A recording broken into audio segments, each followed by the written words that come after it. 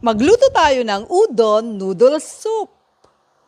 Una, igisa natin yung finely chopped ginger and then igisa ng konti. Pagkatapos pwede na natin isunod yung garlic and then yung spring onion. Maglalagay tayo ng konting brown sugar pang balance, tapos isang kutsarang sake at saka dried mushroom, shiitake. Ibabad muna bago gamitin. Isutay natin siya ng ilang seconds. Then after ilang seconds, ilagay na natin yung beef broth. Bali yung pinakuluan ko po yan ng baka. Kung wala po kayo nito, pwede rin naman po yung beef cubes na lang. Timplahan po natin ng konting asin at paminta.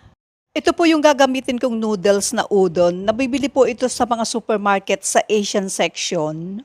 3 po ang laman yan sa pack, pero 2 lang gagamitin ko.